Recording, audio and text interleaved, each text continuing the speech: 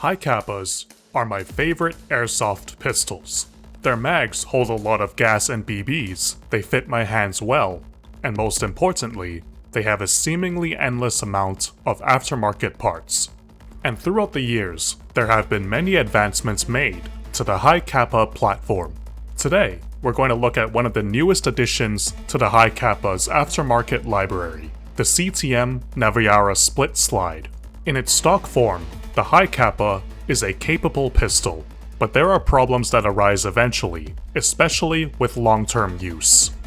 One of the most well-known has to do with the plastic slide. The plastic slide has one major advantage: it's light. This means that a stock Hi-Capa will cycle even when temperatures are low. However, the plastic slide will eventually crack when using propane, because it simply wasn't meant to be repeatedly shot with the pressure propane has. While more modern Tokyo Marui plastic slides can withstand propane, the Hi-Capa is one of their oldest designs. So the obvious solution is to replace the plastic slide with one of the many metal Hi-Capa slides on the market. That's all well and good, but with a metal slide comes additional weight.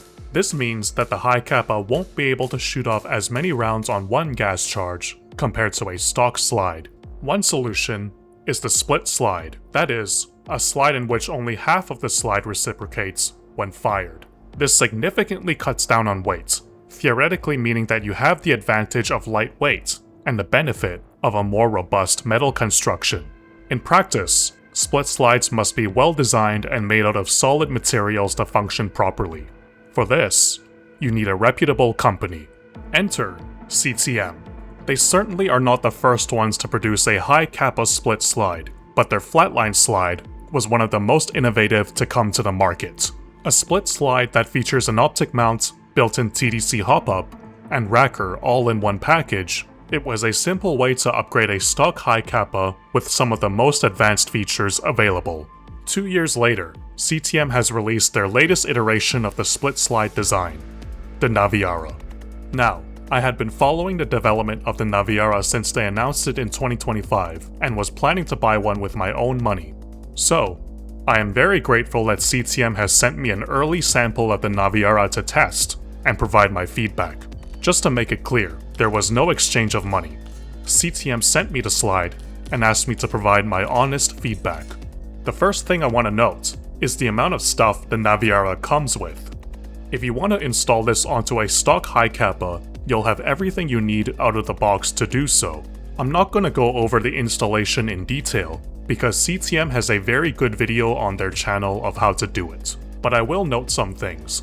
First, the official guide says that the rear sight is Loctited, and should be extremely tight, requiring a mallet to remove if necessary. Well, mine was Loctited, but was quite wobbly. The sight is tight once everything is installed properly, but it is something to note. Since the front of the slide is a separate piece from the rear, the front, and subsequently the barrel, will wobble on its own. CTM's solution is to install what they call a non-tilting block into the gap within the frame. The problem is that gap is not present on every Hi-Capa frame on the market. It is there on the stock Tokyo Marui Hi-Capa frame, but on my LA Kappa aftermarket frame, there was no gap. I used some electrical tape to shim the hop-up, but it still wobbles a bit.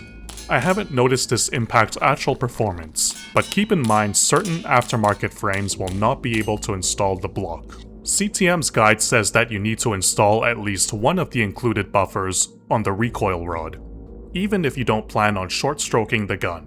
Personally, I wouldn't short-stroke this kit at all. The slide cycles quite fast already, and when the gun is short-stroked, the recoil spring feels too stiff, making for a pistol that shoots fewer rounds than it should be capable of. Instead of using the buffers that came with the kit, I used one soft JLP buffer as well as a steel washer on a cut-down stock Hi-Capa spring. And that's worked well so far. I did have an issue where the recoil guide plug would not return all the way into battery, causing a dead trigger, but putting a little lube on the guide plug has solved that problem. The kit also comes with a racker. Being right-handed, I initially mounted it facing left. It makes it easier for a right-handed shooter to use. However, what I found was that the charging handle would sometimes get in the way of my draw. You can certainly train around it, but I found it annoying enough to switch it to the right side. If you look at real competition guns that have a charging handle on the rear sight, you'll notice that they are usually raised, so they don't block the draw. But the Naviara does not do this, hence why I have it installed on the right side. Oh well, at least I can reload it like an AK. Other than these notes, the installation was fairly simple. So, how has the Naviara performed so far? I haven't owned CTM's previous slides, so I watched as many reviews as I could on both the flatline and the superline. There were two consistent problems in the previous slides that many reviews pointed out. The first had to do with the external TDC hop-up dial. Many users complained that the dial was fairly wobbly and wasn't very tactile. Well, I can confirm on the Naviara that the TDC dial is very tight and very tactile. The most significant complaint I did read about on the previous slides had to do with the rear sight. On a standard Hi-Capa, the screw that holds the rear sight also secures the blowback unit. It's critical that this screw remains secure, otherwise the gun will not function. However, it's also good practice not to Loctite this screw, because you'll need to remove it to replace nozzle springs or the nozzle itself. There were cases with the flatline and superline where the rear sight screw would come loose over time. To solve this issue on the Naviara, there is a very small second set screw that is supposed to secure the main rear sight screw. In theory, this should keep the rear sight screw tight, but also give you a way to loosen it should you need to access your nozzle. Well, about 1,000 rounds in, I began to notice my rear sight screw loosen a bit. While I was advised by CTM to Loctite the rear sight screw, I decided instead to tighten the small set screw in the rear sight and see how that would hold up. 3,000 rounds later, and it hasn't come loose. Moral of the story, tighten this small screw and you should be fine. Speaking about the sights, it uses a fiber at the front and two in the rear. I really like that the front sight is screwed in. I've lost front sights on Hi-Capas in the past. However, I would prefer to have a blacked out rear sight with a fiber in the front. I find the fibers in the rear make it harder to put the front on the target. But of course, one of the biggest advantages to this slide is where the optics mount. On most airsoft pistols, the optic is mounted onto the slide. While this is fine on a real handgun, on an airsoft pistol, this presents one major problem: weight. The heavier an airsoft pistol slide is, the less shots it will be able to go through, with some pistols not even being able to clear one mag once an optic is installed. But on the Naviara, the optic mounts onto the non-reciprocating portion of the slide. This means that the optic will have no impact on how the pistol cycles. The slide can accommodate both an RMR and Dr. Footprint optic. With an optic mounted, this slide turns into an entirely different experience. A red dot is more precise and easier to use than irons. And with the TDC hop-up, this is almost a very accurate pistol. Let me explain. What I was noticing was that the gun was shooting fairly consistently to the left. It is more consistent than the stock hop-up, and with a red dot, you can zero your dot to where the BBs are going. But still, the left bias is a nuisance, especially if you're using the non-adjustable iron sights. So, CTM has taken steps to remedy previous issues, and it seems like they've been generally successful. But there was one part I was especially curious about, that hasn't been talked about much online. In the kit, CTM includes their own nozzle.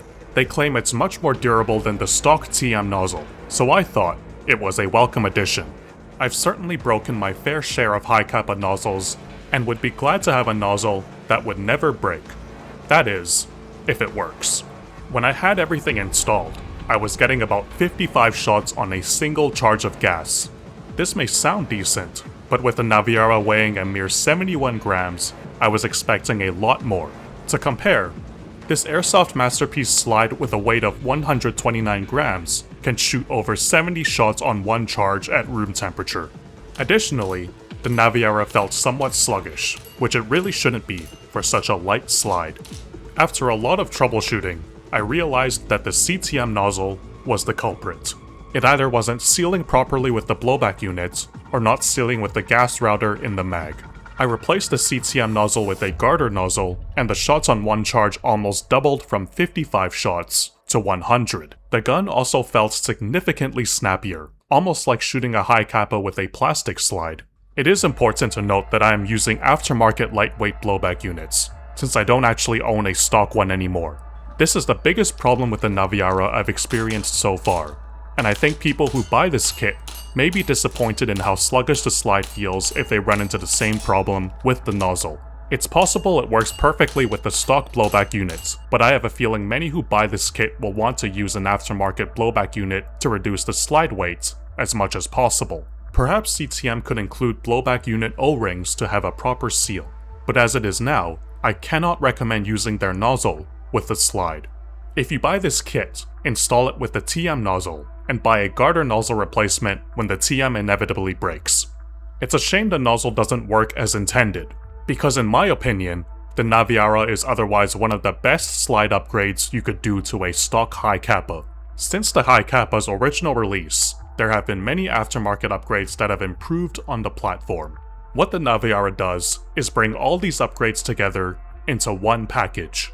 The external hop-up dial means that adjusting the hop-up is incredibly easy, and with the optic mounted at the front, this makes for a very stable platform. There are other little details as well.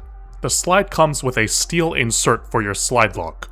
Unlike the stock slide, this part will remain intact for a very long time, and if it ever does wear out, CTM sells replacements.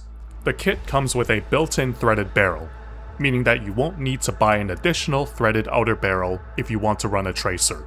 And since the front doesn't reciprocate, any muzzle device you put on will not affect the cycling of the gun in any way. And of course, once you do have a proper nozzle seal, the split slide means that you'll be able to easily clear a mag on one gas fill, even in colder environments. 100 shots on a single gas fill is pretty impressive.